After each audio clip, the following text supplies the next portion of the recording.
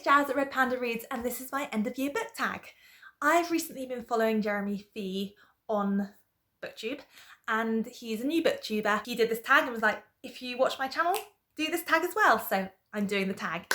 The thing I love about Jeremy Fee's channel, and one of the reasons I'd really recommend it, is he does these beautifully succinct, really well thought out 5-minute reviews.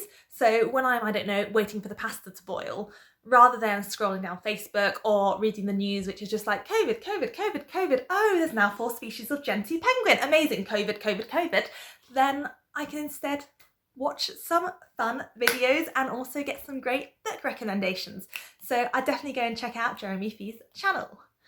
So let's get started with question 1. Do not know it off by heart. What are the books that you've started this year that you need to finish? Okay, I've got 3 books that I found on my shelf which have yet to be completed, but I would still like to give a go. And the first of that is The Testament by Margaret Atwood. So I have read 3 Margaret Atwood books, and I really do enjoy her dystopian, alternative reality, kind of commentary on society style books. And I read The Handmaid's Tale last year, absolutely loved it, and it also kind of had an end for the first time in any of the books that I'd read that were almost hopeful, almost. And so I was really intrigued by this book as well, though I realised this is actually just about another character in The Handmaid's Tale and isn't like a sequel to what happened in The Handmaid's Tale. I think that's right. And I've read the first few chapters when I got it for Christmas last year. And now it's nearly December again, so I'd really like to get back to it. Next up is a book I have mentioned so many times, The Colour of Magic by Terry Pratchett. I have still not read any Terry Pratchett.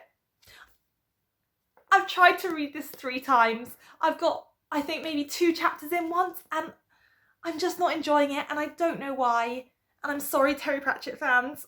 I really am. I'm going to give it one more go before I DNF this book. And the final book that I am a couple of chapters into, or a few more, that I need to finish up is Lirael, which is by Garth Nix.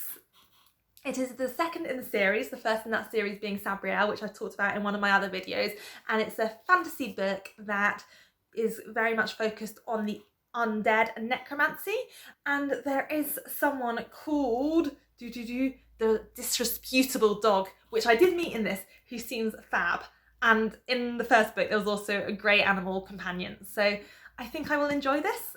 For whatever reason, I just put it down and didn't pick it up, but I would like to finish it. Question 2. Do you have an... I can't read.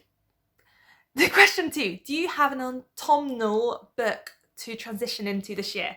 So I'm a bit late with this tag, so I think we're just going to transition straight into winter. And the book that I'm going to be reading, once Nonfiction November is over, for my transition is the 3rd, and I've heard potentially last, book in the Nevermore series by Jessica Townsend, which is Hollowpox, The Hunt for Morrigan Crow. Oh, these books, this series are phenomenal. It is a middle grade fantasy series following a young girl called Morrigan who is cursed, and on the, I think, eve of her 11th birthday, she's going to be killed. However, she gets whisked away by this very eccentric, really kind and caring man named Jupiter North, who takes her to the land of Nevermore and tries to get her enrolled into the Wondrous Society. And the books follow this journey. And the reason I think it's so Christmassy is each book so far has had such a wonderful wintry feel. So in the first one, when Morrigan is staying in this kind of magical hotel, there's rooms that kind of create all these beautiful Christmassy scents during the Christmassy time of year. And then the second book, the Yule Queen and Father Christmas are having a massive fight. And it's just such a wonderful series, and I think adults as much as younger people will love it because the plots are also really fantastic and quite dark in places as well. Oh, can't wait. I've downloaded it on audio. Cannot wait to get into it. Question 3. Is there a new release you're waiting for? Yes, there is. If I say November 17th, does that make anyone know what I'm talking about? Rhythms of War, Brandon Sanderson. Woo! I can't wait. Okay, I don't think I need to say anything more about that. Okay, question 4. What are 3 books you want to read by the end of the year? So we're going to ignore the ones I want to finish. We're going to talk about 3 books that I've got. The first being Girl, Woman, Other by Bernardine Evaristo. I was going to start this the other week. Stuff came up. Wasn't feeling like a heavy book because I've heard this deals with some quite heavy subjects at times. So instead I read Here's the Beehive, which is also a very heavy book.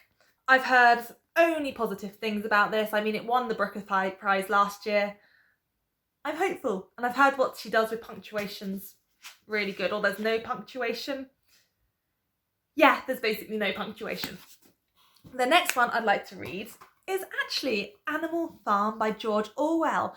I've never read it. It's such a little tiny book. I think I picked this one up from the charity shop, and I just think it'd be good to read. And finally, this one I'm planning to definitely start picking up in December, and that is Fingersmith by Sarah Waters. Got into Sarah Waters this year. Really enjoy her writing. This book is set in Victorian London, so in 1862. I think that's Victorian London. And it follows, I think it's kind of got a kind of Oliver Twist style female romance story. So that'll be great. It's quite chunky. Question 5. Is there a book you think that could still shock you and become one of your favourite books of the year? I kind of only try and read books I'm excited about, so I don't think I'd read anything that would particularly shock me. So let's just pretend that question's not there and move on. Have you already sorted out your reading list for next year? I have so many books I have asked for Christmas. My Goodreads TBR has got out of control.